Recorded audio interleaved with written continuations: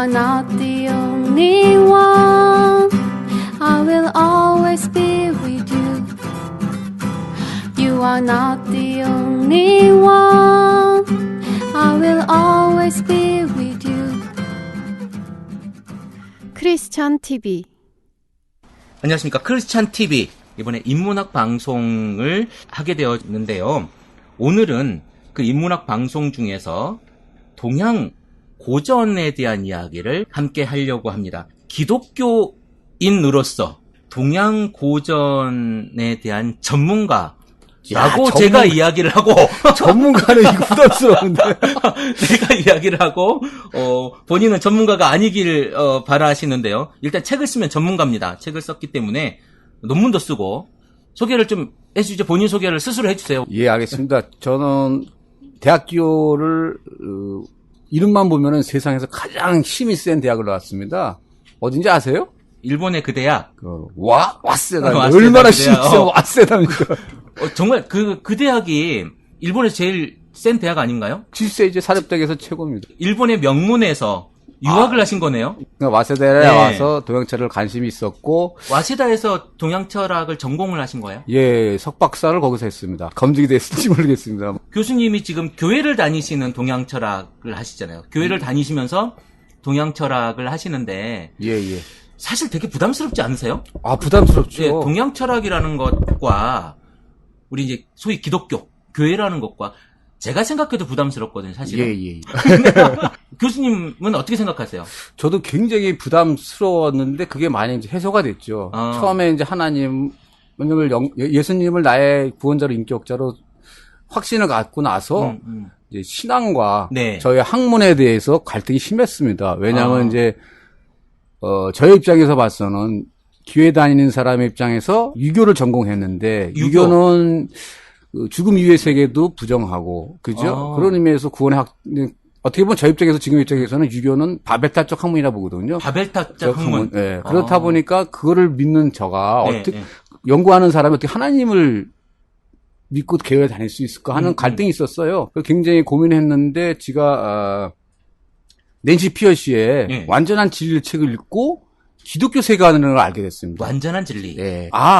기독교 세계관이 이런 거를 알고 나서 내가 하고 있는 학문을 포기할 필요가 없겠다. 왜냐하면 비록 저의 해석을 봤을 때 뭐 바벨탑적 학문이라 하더라도 그곳에 하나님의 선한 창조 질서를 드러내는 것이 저희 어떤 동양철학하는 사람으로서 하나님 믿는 사람의 뭐 조그만 소명이 아닐까 하는 생각을 해갖고 학문에 대해 매진해야겠다는 생각을 하게 됐습니다. 그래서 지금은 그렇게 갈등은 없어요. 기독교적 세계관과 동양철학의 접목을 시도하는 건가요? 그렇죠. 또 기독교 세계관 관점에서 이제 동양철학, 특히 저는 그러니까 유교에도 여러 가지 냄새가 그랬습니다. 원수유교도 있고, 뭐 한나라 유교도 있고. 너무 어려워요. 어렵죠. 어떻든 간에. 미안합니다. 어떤 색깔이 있지만, 조선시대 때 아시죠? 조선은 주자학이거든요. 그거가 전공한 사람이 있는데, 기독교 세계관 관점에서 저를 어떻게 해석할 것인가 그런 것들에 대한 관심이 좀 있습니다. 아, 그래요? 재밌을 것 같아요. 우리 이거 한두 번 하고 끝낼 거 아니니까 좀 아껴두시고 한 번에 다 풀면 재미없어요. 그렇죠. 그리고 또 저도 바닥이 다 우리니까 뭐 목사기도 하고 공부도 하고 책도 보고 그랬지만 우리가 지금 이야기하는 이 청취자층은 목회자도 몇 분 계세요. 그리고 대부분 일반 성도신데 사실 잘 몰라요. 그렇죠. 잘 모르니까 너무 어려운 이야기하면 우리 안 듣습니다, 이거. 그러니까. 저 그럼 빨리 가야 되나? 아주 가볍게. 그래서, 그럼 뭐라고 불러야 되죠? 선생님. 선생님. 동양에서는 교수님보다 선생님이 참 그렇죠. 느낌이 좋잖아요. 훈장 비슷한. 네, 선생님. 딸이 12살인데. 그 녀석이 자꾸 지 담임 선생님 보고 쌤이라고 부르는 거예요. 쌤 부르는 거예요. 그래서 선생님을 제가 만났어요, 한 번. 그 선생님이요. 저보다 나이가 많아요. 50이 넘으신 선생님한테 이 12살짜리가 아빠한테는 아빠 뭐 이렇게 두렵게 하면서 선생님한테는 쌤 하면서 장난을 치는 거예요. 야, 선생님은 나이가 많으나 적으나 친구구나. 초등학교니까. 그런 생각을 제가 해봤습니다. 어쨌든 그럼 선생님하고 제가 부를까요? 그렇게 불러주십시오. 네, 선생님. 그러면 우리가 지금 처음 지금 동양이라고 하는 것이 부담스럽다 그랬잖아요. 동양에 대한 그 개념 정리도 필요할 것 같아요. 그렇죠. 네. 원래 이제 우리가 저도 이제 대학에서 강의도 하지만은 이제 학생들한테 물어봅니다. 동양 하면 떠오르는 게 뭐냐? 하면 중국 그렇습니다. 대부분. 그렇죠. 예. 동양 이꼬르 중국인데 네. 사실은 그게 이제 일본의 영향이 많아요. 우리가 이제 일본의 철학이라는 말도 있지 않습니까? 네. 그것도 철학이라는 용어도 필라소피를 번역한 사람이 일본 사람이에요. 아. 교양이라는 빌딩이라는 도구도 교양이라고 번역한 사람이 일본 사람입니다. 아.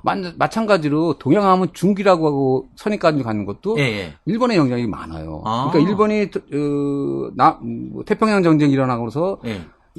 이제 세계를 어떻게 정복하려고 정복하고 하잖아요. 싶어요. 그 전에 하기 위해서는 중국을 지배해야 되죠. 그래서 예. 이제 타라입국이라고 하는 아시아를 벗어나서 유럽으로 들어가자고 하는 정책 안에서 해야 되기 때문에 중국을 알아야 되지 않습니까? 일본은 굉장히 유럽을 그쵸.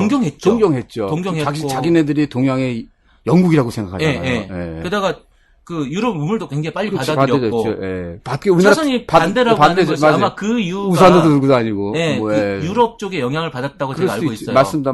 네. 예. 우리는 다 오른쪽으로. 그렇죠. 오른쪽인가? 오른쪽으로 가죠. 예. 반대로 가잖아요. 예, 맞습니다. 그게 아마 그 유럽의 영향이라고 제가 알고 생각할 있는데. 수 있죠. 예. 네. 그러다가 그 오리엔트라고 하는 말 자체가 예. 유럽 중심이잖아요. 예, 그렇죠. 그러다 보니까 그 당시에 유럽에서 봤을 때 동양은 우리 성경의 소아시아를 중심으로 한 동쪽이니까 터키 그렇죠. 지금의 터키죠. 그러면 터키 쪽으로부터 쭉 다 동양으로 되는 거죠. 그러면 그 인도나 아니면 그 어디죠 메소포타미아 이쪽 다 그렇죠. 동양으로 볼 수 있는 거죠. 동양. 그렇죠. 예. 그래서 어떻게 보면 뭐 각 대학에서 뭐 동양 철학의 뭐 지혜 뭐 이렇게 강의를 할 때 어떻게 보면은 이 개념을 집어넣으면 그 동양 철학을 그 교양과목으로 강의할 때 강의 내용을 불교 얘기도 상관없죠.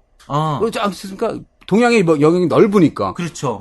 네. 그런 의미에서는 동양의 개념이 영역이 굉장히 넓죠. 그러니까 뭐 인도의 불교 들어갈 수 있고 뭐 중국에는 이제 유교가 큰 동맥이지만 그렇죠. 도가도 있을 거고 또 무교도 있을 거고 그죠? 도교도 있을 거고 우리나라 대한민국의 당군 신화도 얘기할 수도 있고 일본의 신도도 얘기할 수 있죠. 그런 그렇죠. 의미에서는 동양의 그 범위가 굉장히 넓다는 것을 알아야 된다는 이제 생각을 먼저 하고 들어가셔야 될 것 같은데. 그러니까 동양이라고 하는 것이 그냥 한국, 일본, 중국뿐만이 아니라 그렇죠. 전체 그 소아시아 이후의 이야기, 그쪽으로 동쪽인 거죠. 그렇죠. 동쪽의 이야기를 아우르는 것이 동양학이다. 그렇게 얘기하는 것이 정확하지 않을까 하는 생각을 합니다. 근데 우리는 좀 좁히죠. 그렇죠. 너무 크잖아요. 우리 큰 거 싫어하니까. 그렇죠. 우리는 뭐 다 할 수 없고 저도 그걸 다 모릅니다.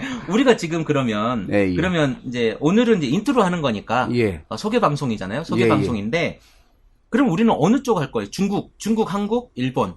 글쎄요, 이제 어떻게 보면 동아시아에 있어서 동아시아의 보편적인 동양 사상 하게 되면 유교입니다. 유교가 있기 때문에 저 역시도 유교 쪽에 관심이 많고 쭉 했기 때문에 일단 유교에 대한 얘기를 조금 하고 그다음에 시간이 되면은 뭐 도가, 장자나 뭐 노자가 있지 않습니까? 얘기 좀 하면서 시작하면 어떨까? 바벨타 방문.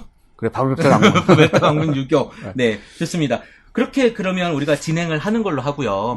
교수님은 실제로 그 강의를 하실 때 그 유교 강의를 많이 하시잖아요. 그렇죠. 네.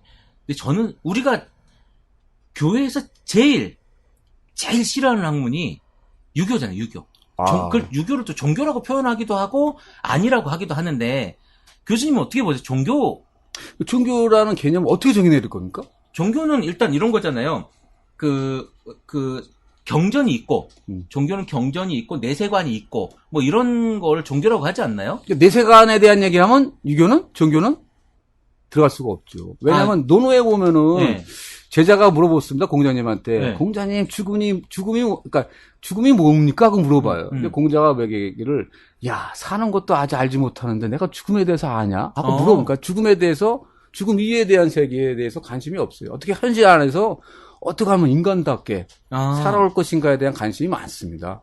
그러니까 어떻게 보면 중간에 대한 얘기를 할 경우 아까 말씀하신 것처럼 내세에 대한 얘기를 기준으로 해서 종교냐 하면 종교는 아니죠. 종교는 기본적으로 내세관이 있어야 종교라고 이야기하지 않습니까? 그렇죠. 내세관이 없는 근데 지금 우리나라의 유교라고 하는 유교는 성균관을 중심으로 한 유교 문화가 또 있잖아요. 그 기독교와 부딪히면서 굉장히 부담스럽다, 불편하다, 뭐 이런 게 좀 있는 것 같아요. 종교처럼. 그러니까는 이제 일본에 좀 이름 깜빡 잊었지만 유교도 종교라는 책이 있어요. 왜냐면 거기에 보면 제사를 중심으로 해서 유교에서도 죽음에 대한 해석을 하면서 나름대로 종교성이 있다는 얘기를 하는데 그 얘기는 오늘 좀 무거우니까 뒤로 하고 너무나 관심 많은 주제예요. 왜냐하면 제사라는 게 있잖아요. 그러니까 효의 개념을 가지고 죽음에 대한 것을 해소하려는 것이 유교라는 얘기를 합니다. 뭐냐면은 효가 유교는 가장 근본적이잖아요. 우리도 십계명의 네 번째가 부모님을 공경하라는 게 있습니다. 거기서 효에 대한 얘기를 하면서 무슨 얘기를 하냐면은 그 살아서의 효가 있죠. 살아서 효의 대상은 누굽니까? 부모님이죠. 그렇죠. 그다음에 과거에 대한 조상에 대한 효를 할 수 있는 것은 또 어디입니까? 과거 조상에 대한 효를 할 수 있는 장소. 그 무덤?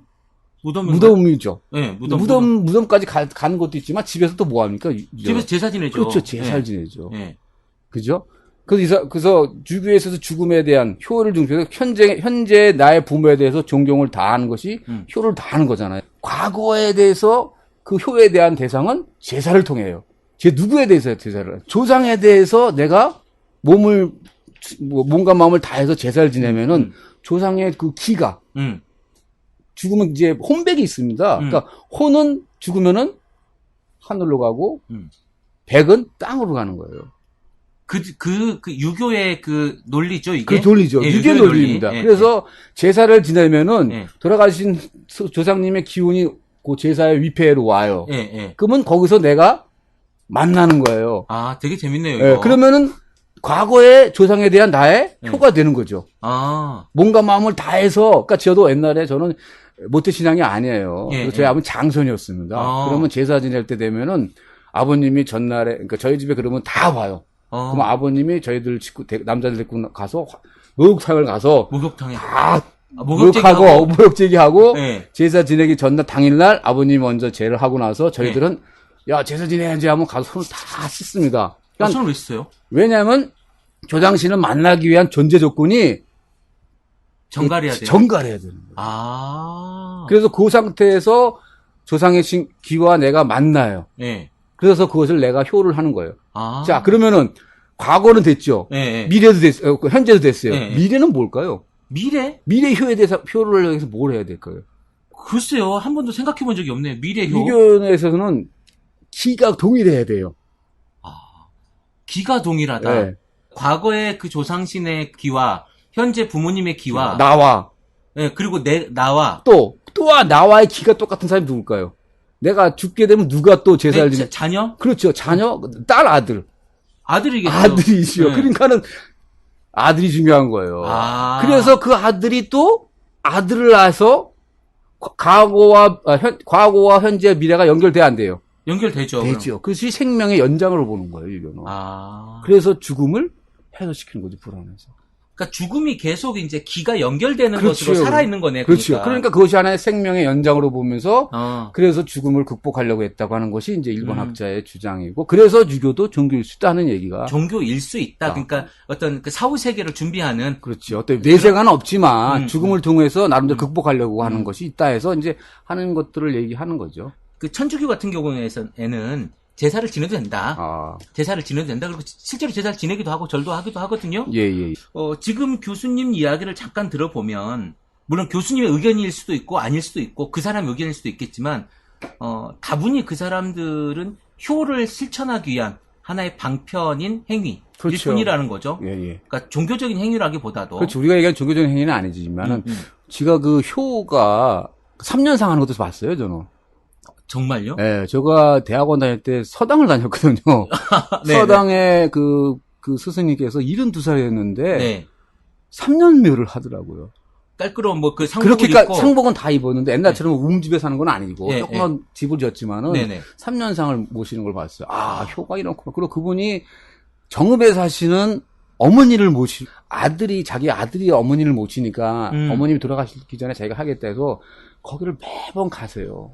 그러고 나서 저녁에 가서 다 하시고 또 와셔서 또 서당에서 가르치고 그러고 돌아가시니까 또 3년상하고. 이게 극진한 효과 이런 거구나 하는 것은 느껴봤습니다. 제가 오늘 이건 이제 올라가는 날은 좀 며칠 후가 되겠지만, 예. 오늘 제가 그 대구에, 네. 제 사돈이 돌아가셨어요. 사돈이 돌아가셔서 새벽에 이제 갔다가 올라오고 지금 여기를 왔지 않습니까? 예, 예. 굉장히 먼 거리를 제가 갔다 왔는데 500km를 넘게 운전을 하고 왔지만 그러면서 저희 아버지를 모시고 갔다 와서 저희 아버지랑 이야기를 했어요. 나는 제사를 안 지내겠다.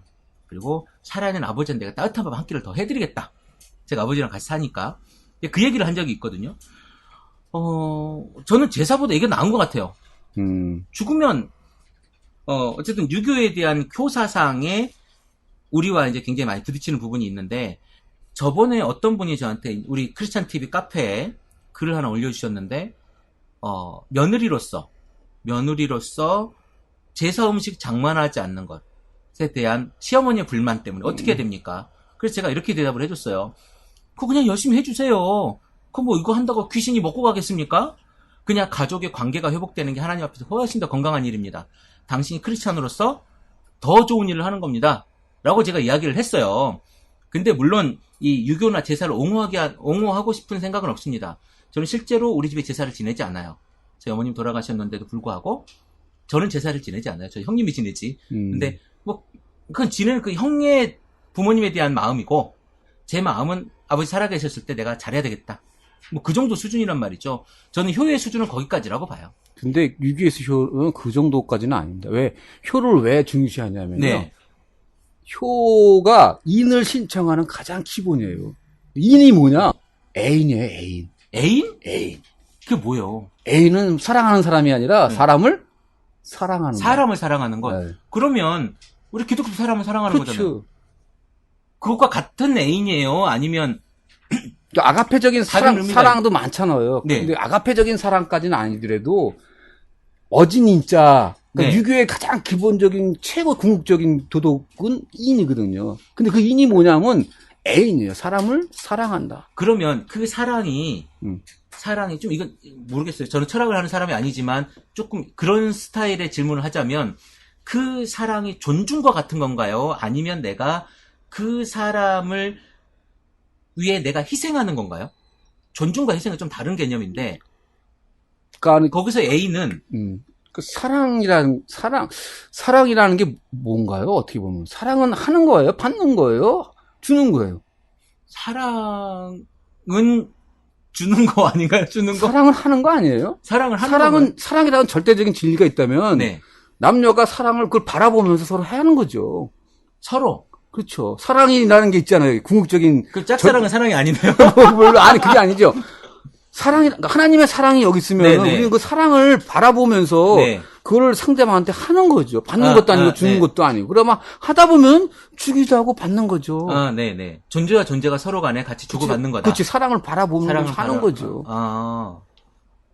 그게 지금 말하는 그 인의 개념이다. 사랑.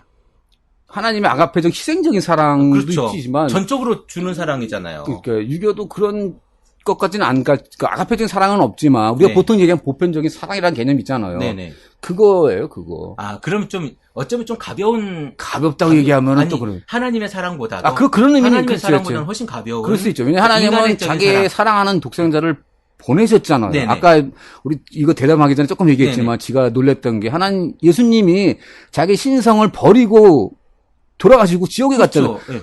그런 사랑은 아니에요. 유교에서 사랑은 얘기하는 사랑은 그런까지는 아니에요. 1대1의 평등한 사랑과 사람과의 아주 상식적인 사랑. 상식적인 어떻게 간에 사랑입니다. 네. 그것까지 아까 우리 얘기한 그런 식의 네. 뭐 고차원이다 저차원이다 얘기를 할 수는 없지만, 네네. 자기 아들을 저는 여기서 이걸 얘기하고 싶은 거예요. 하나님의 사랑과 차이가 있다. 시계 얘기야. 시계 있다. 그쵸. 우리는 쉬운 거 좋아하니까. 네, 맞아. 저도 그렇게 얘기하거든요. 네. 미안합니다. 하나님의 사랑과 차이가 분명히 있고, 네. 그냥 인간적인 사랑이다. 뭐 그렇게 인간들의 얘기하지. 사랑이고, 그렇게 희생이 굉장히 깊이 가미된 사랑은 아니고, 그럼에도 불구하고 사랑과 사랑의 어떤 그 인간으로서의 사랑, 그렇지. 배려, 뭐 케어링, 존중, 뭐 그런 것이 다 들어가죠. 부모님으로서의 사랑도 필요하고, 공생한다는 개념이 그것을 하기 위한 가장 기본적인 시발점이 효다. 이거죠. 3년상도 하는 걸 수도 있고, 뭐 여러 가지 개념이 있는 거죠. 한다. 인이라는 것은 이거 너무 또 어려워져서 이상한데. 아니 안 어려워요. 인은 이 정도 우리 수준은 됩니다. 아 그래요? 네. 미안합니다. 인은 뿌리예요, 뿌리. 나무에. 그러니까 사과나무가 있으면은 네. 사과나무가 아주 그냥 먹을수록 열매는 보이지만 네. 그 열매를 보면서 보이지 않는 뿌리를 상상할 수 있잖아요. 그 뿌리가 인이에요. 보이지가 않아요. 그 뿌리는. 맹자에 보면은 네. 인에 대한 얘기를 하면서 측은지심의 얘기를 해요. 측은지심한 것은 불쌍해한 마음, 차마 어쩔 수 없는 마음. 네. 이런 거, 근데 맹자에 보면은 양해왕이라는 사람이 지나가다 보니까 제가 매일매일 봤던 소를 제사 희생으로 데리고 가요. 그러니까 제사 죽이려고. 저거 너무 불쌍해. 네. 차마 어쩔 수 없구나. 네. 소를 죽이지 말고 양을 죽이라 그래요. 자기가 매일매일 봤던 거 네. 그놈이지만 네. 거기에 있는 거 불쌍한 마음. 내가 키운 개 못 잡아먹는 것 같은. 그런 마음이 네네. 인이에요. 그래서 안타까운 국률을 나온 거죠. 국률. 그러니까 어떤 얘기하냐면 우리가 막 지나가다가 옛날 얘기입니다. 맹자 얘기니까 네네. 예를 든 거예요. 맹자는 언제적 사람이에요? 그러니까 맹자가 공자가 BC 5, 6세기니까 100년 뒤에 나오거든요. 그러니까 BC 300년 여기서 2000년 2000년도 2400년 그 정도의 2400년 전 얘기네요. 얘기죠. 그러니까 어떤 얘기냐면은 우리 이제 목사님하고 저랑 막 걸어가다가 옛날 이제 우리가 산토스 살때 걸어가다가 근데 우물가에 꼬맹이가 막 빠지려고 그래. 우물가에 꼬맹이가 빠지려고 그래요. 어떻게 하실래요? 건져야죠. 그렇죠. 얼른 가서 건져야죠. 그게 측은지심이라는 거예요. 그걸 이해하겠어요. 근데 그거를 갖다 주는 뿌리가 뭐냐? 인이라는 거예요. 인이 있기 때문에 그런 행동을 한다는 거예요. 그래서 사람이 혼하다는 얘기가 나는 거예요. 사람은 일단 선하고 착하다. 측은지심을 일단 기본적으로 가지고 있기 때문에 봐라. 너 아무리 약한 사람하고 나쁜 아빠도 애가 빠지려고 하면 건지지 않느냐. 이게 그렇죠. 증거잖아. 그렇죠. 라고 지금 이야기하고 있는 거잖아요. 맞아요. 그럼 여기서 지금 반하고 있는 거네요. 기독교하고는. 글쎄요. 괜히 이상한 토론이 되는 것 같은데. 저는 어떻게 논문 하나 썼을 때 창조의 관점에서 사람을 볼 거냐, 타락의 관점에서 사람을 볼 것이냐, 구속의 관점에서 사람을 볼 것이냐에 따라서 기독교에도 저는 뭐 신학을 하지 못하겠는데 저는 뭐 틀릴 수도 있지만 창조의 관점에서 보면은 맹자의 성성설에 비슷한 부분도 있고 타락의 관점에서 보면은 성악설, 순자의 관점도 있기 때문에 맹자적인 생각과 순자적인 관점이 성경의 내용을 보면 같이 있지 않을까 하는 생각 좀 하고 있어요. 중간중간 이렇게 빼서 본다면 어울리는 부분도 있겠죠. 근데 이제 또 우리는 또 통속적으로 봐야 되잖아요. 통속적으로 봐야 되기 때문에 그러다 보면 또 다른 면이 분명히 있을 거다라고 저는 생각을 하고요. 뭐 우리가 신학적인 논쟁을 하자는 건 아니니까. 그러면 저는 뭐 자신도 없습니다. 오늘 인트로 하겠다고 했는데 30분 넘게. 쓸데없는 얘기만 해요. 교수님은 모태신앙이 아니니까 아주 늦게 예수를 믿으셨겠네요. 그렇죠. 아주 늦게라고 하면 몇 살? 몇 세? 저는 나중에 알고 봤더니 다녔던 교회가 침례교회더라고요. 그것도 몰랐어요. 저는 물에 들어갔다 나오면 예수님이 직접 받으셨던 침례를 받았습니다. 침례를 받으셨군요. 그게 아마 30살이 넘었을 거예요. 30살 넘어서 한참 늦게 느꼈죠. 교회를 가자고 해도 안 갈 만큼 머리가 굳어진 나이에. 그렇죠. 저는 이제 그 유학 가기 전에 어머님도 이제 권사님이지만 기복적인 신앙을 가지던 분이 있어요. 다 그러시죠. 전날 이모님하고 저희 어머님 오셔서 너 일본에 이제 유학 가면 이제 혼자 힘들 테니까 교회를 다녀라. 그때 제가 한 말이 있습니다. 교회 다니면 내가 손에 장을 찍겠다고. 근데 지금 이렇게 됐어요. 글쎄 말입니다. 근데 막 아까 제가 잠깐 이야기를 했는데 웬만한 기독교인보다 더 어떤 그 영적인 이야기에 관심이 많으시고 성령에 관심이 많으시고 또 성경에도 관심이 많으시고 이걸 제가 봤어요. 도대체 사람이 거기서 뭘 했길래 이렇게 바뀌었을까 잠깐 아까 궁금했거든요. 뭐가요?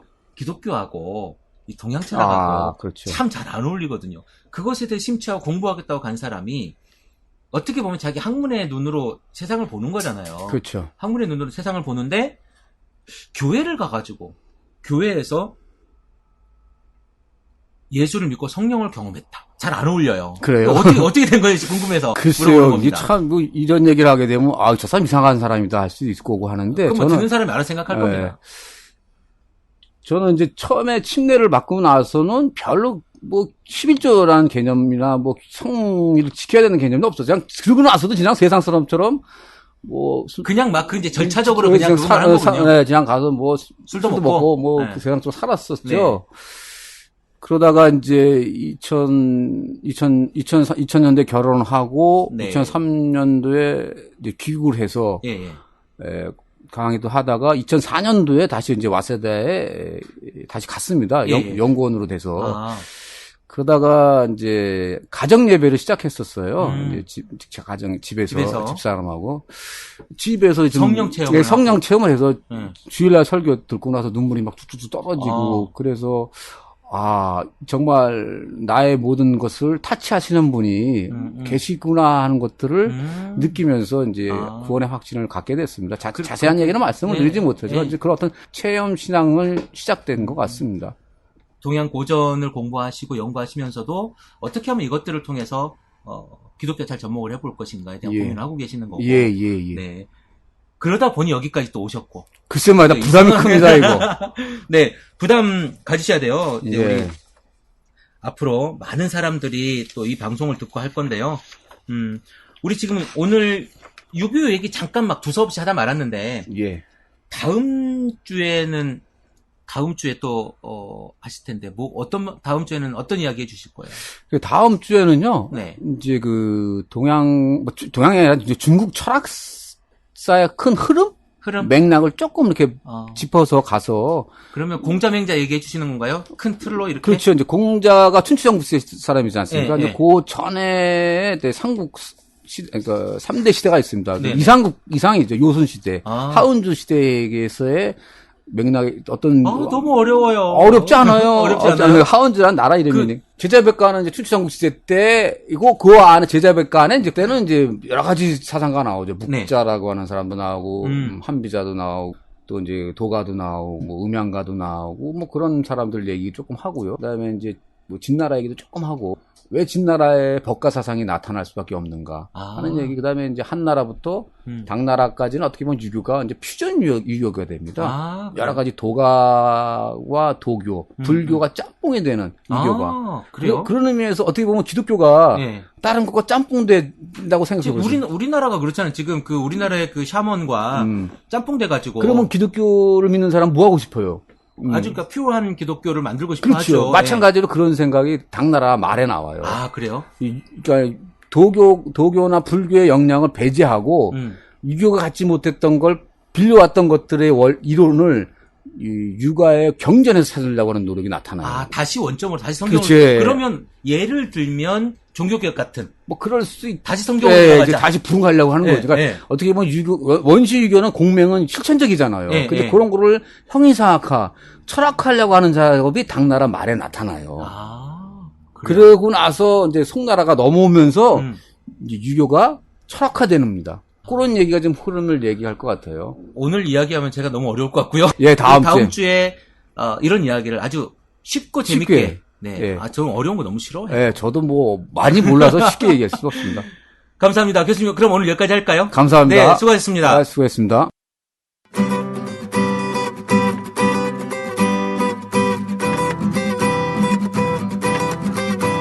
You are not the only one.